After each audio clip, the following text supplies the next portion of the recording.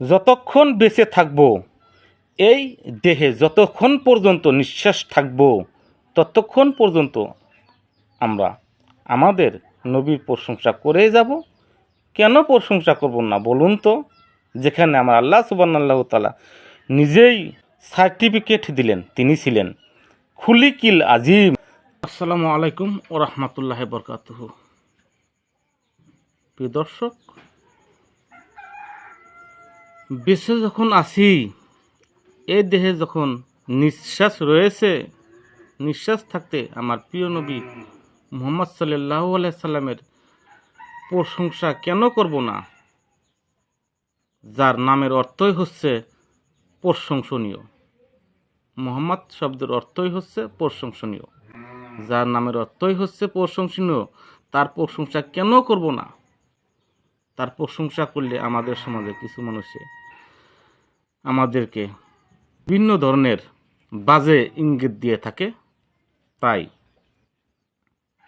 আমি তাদেরকে বলবো, আমাদের বন্ধু তো আল্লাহ, আল্লাহ রসুল এবং মুমিন বিন্দু, যার প্রশংসা করতে গিয়ে আমার আল্লাহ সুবহানাহু ওয়া তাআলা নিজেই নবীকে বললেন খুলিকিল আজিম। সূরা কালামের 4 নম্বর আয়াতে আমার আল্লাহ সুবহানাহু ওয়া তাআলা বললেন, আমার নবীজিকে ইন্ডিকেটেড করে বললেন, অর্থাৎ হে নবী, আপনি মহান চরিত্র অধিকারী। মানব জাতি এবং জিন জাতির সকলের চরিত্র একত্রিত করলেও আমার নবীর চরিত্রের 0.00001% হবে না।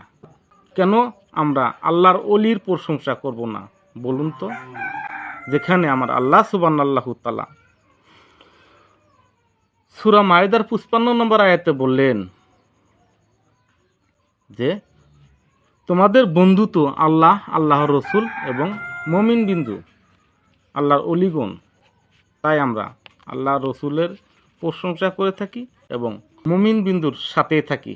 বিভিন্ন আলেমরা আমাদেরকে ধোঁকা দেয়া বলে যে কিয়ামতের দিন কেউ তোমাদের সাথী হবে না, একাই যাইতে হবে, একাই আল্লাহর সাথে জবাবদিহি করতে হবে। আমাদের সুন্নি আলেমরা কেন উসিলা তালাশ করে জানেন কি? আমাদের সুন্নি আলেমদের বিশ্বাস হলো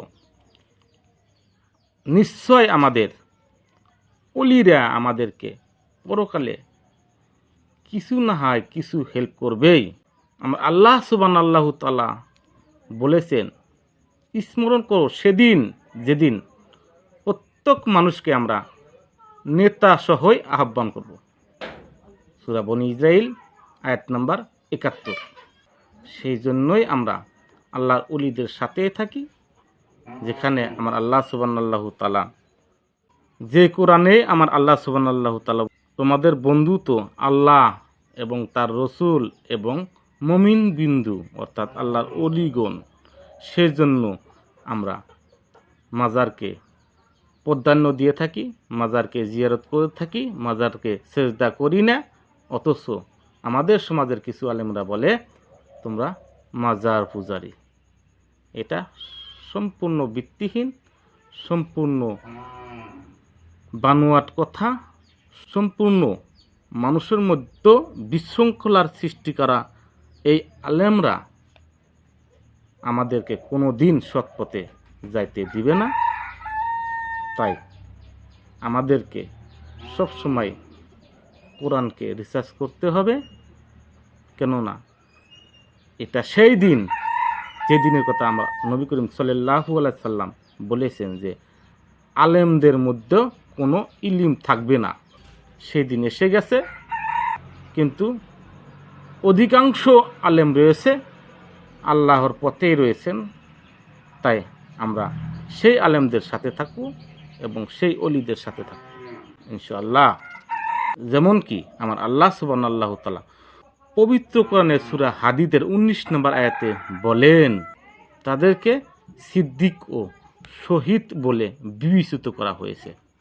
আমরা সব সময় সূরা ফাতিহার 6 নম্বর এবং 7 নম্বর আয়াতে বলে থাকি, আল্লাহর কিরাত সমূহের মাঝে প্রশংসা করে থাকি, সিরাতাল্লাযিনা আনআমতা আলাইহিম গায়রিল মাগদুবি আলাইহিম, আমাদেরকে সিরাতাল মুস্তাকিমের পথ দেখাও এবং যাদের প্রতি নিয়ামত দান করেছো তাদের সঙ্গী বানাও।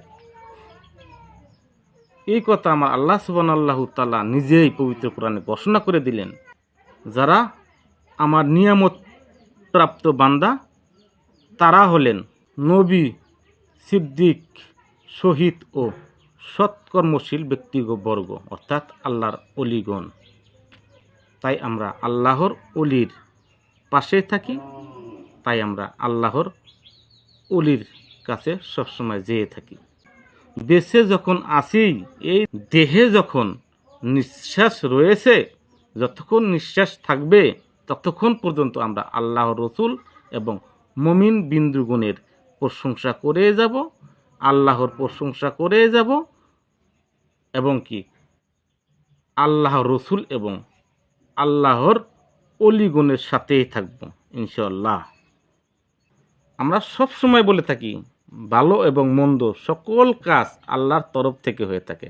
এটা সম্পূর্ণ ভিত্তিহীন, সম্পূর্ণ বানোয়াট কথা, সম্পূর্ণ মিথ্যা কথা। এটা কিছু আলেমরা আমাদেরকে ধোঁকা দিয়ে থাকে। আমাদের আহলে সুন্নাত আল জামাতের সিদ্ধান্ত যতগুলো ভালো কাজ সম্পূর্ণ আল্লাহর তরফ থেকে হয়ে থাকে এবং কি যতগুলো মন্দ কাজ আমাদের নফসের কারণে হয়ে থাকে, আমাদের কর্মর কারণে হয়ে থাকে।